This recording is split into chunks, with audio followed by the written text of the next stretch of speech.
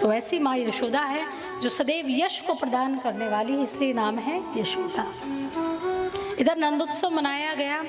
उधर मथुरा में कंस को पता चला कि माँ देवकी ने 8वें संतान के रूप में कन्या को जन्म दिया है, और जब कन्या को मारने के लिए कंस ने अपने हाथों में कन्या को लिया और जैसे ही धरती पर पटकने लगे तो वो कन्या आकाश में चली गई और आकाशवाणी के माध्यम से सचेत करती है कंस को कि मूर्ख, जिसको तू मारना चाहता है, जो तेरा काल है, वो तो गोकुल पहुंच चुका है। अब अपनी तू मृत्यु के दिन गिनना प्रारंभ कर दे। कंस को पता चला कि गोकुल में मेरा काल पल रहा है, तो उसी गोकुल की नगरी में कंस ने एक असुरी प्रवृत्ति की देवी को भेजा, जिनका नाम है पूतना। क्या नाम है? पूतना।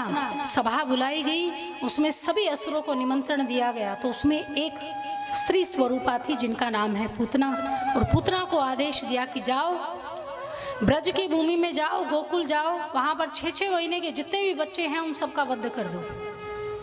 पूतना ने बड़ा सुंदर दिव्य स्वरूप धारण किया, हाथ में कमल का पुष्प लिया और स्तनों पर कालकूट का विष लगाकर प्रभु को मारने के उद्देश्य से ब्रज की भूमि में आई, गोकुल की नगरी में आई और प्रभु को बधाई देते हुए गोपियों के झुंड में शामिल होकर यशोदा के द्वार पर पहुंची और यशोदा को कहा, बहन मुझे पता चला कि तेरे यहाँ छोटा सा लाला भयो है, जरा मुझको एक बार मुखड़ा दिखा दे।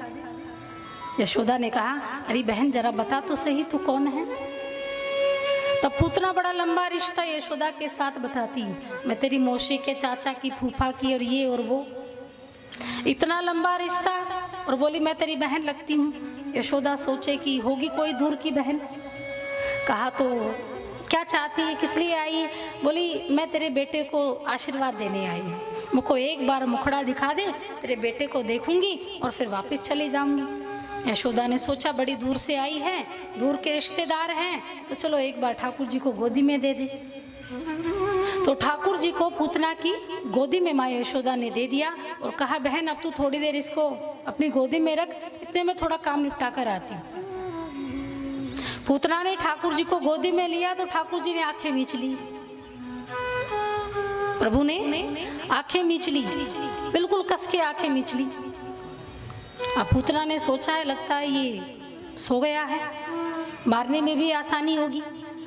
तो ठाकुर जी को लेकर जंगल की तरफ दौड़ी और जंगल में ले जाकर ठाकुर जी को स्तन पान कराने लगी। यहाँ स्तन पान करते हुए सबसे पहले ठाकुर जी ने पूतना का दूध पिया।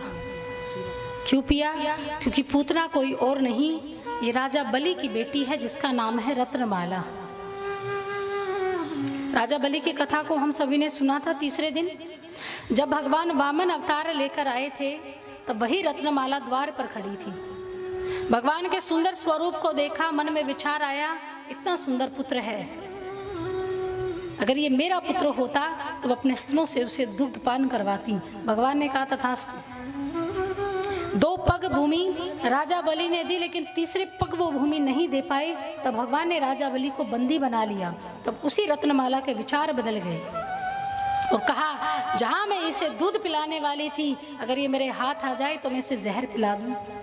भगवान ने तब भी कहा तथास्तु। तो धात्री सुख रत्नमाला को सबसे पहले दिया है, माँ का सुख दिया है, और माँ का सुख देते हुए सबसे पहले पूतना का भगवान ने दूध पिया है। दूध पिया, फिर ठाकुर जी ने, जो कि असुर थी, संहार करना था, उसका उद्धार करना था, तो प्रभु ने दूसरे ही पल उसके प्राणों का हरण किया। प्राणों का हरण जब भगवान पूतना के करने लगे तो पूतना को पीड़ा होने लगी। लाला मोही छोड़ दे, लाला मोही छोड़ दे, लाला मोही छोड़ दे। प्रभु कहे, माता ऐसे तो हम किसी को पकड़ते नहीं हैं, और पकड़ लेते हैं तो छोड़ते नहीं हैं। अब तो कल्याण संभव है। पूतना चिल्लाती रही, चीखती रही और अपने दिव्य स्वरूप से असुर रूप में प्राप्त हो गई। वो 32 कोस का शरीर धड़ाम से पृथ्वी पर गिरा तो मानो पृथ्वी पर कंपन हुई, भूकंप आया और ठाकुर जी उसी छाती पर प्रभु खेलने लगे। पूतना की मृत्यु हो गई। उसका ना आहार अच्छा है, ना व्यवहार अच्छा है, ना रंग अच्छा है, ना रूप अच्छा है। बच्चों को मारती थी, हरण करती थी, लेकिन कहते हैं ना कि न जाने कौन से गुण पर दयानिधि रीझ जाए। कौन सा गुण पसंद आया भगवान को? माँ का गुण लेकर आई थी। और भगवान के हाथों पूतना की मृत्यु हुई तो उसका उद्धार भी हो गया।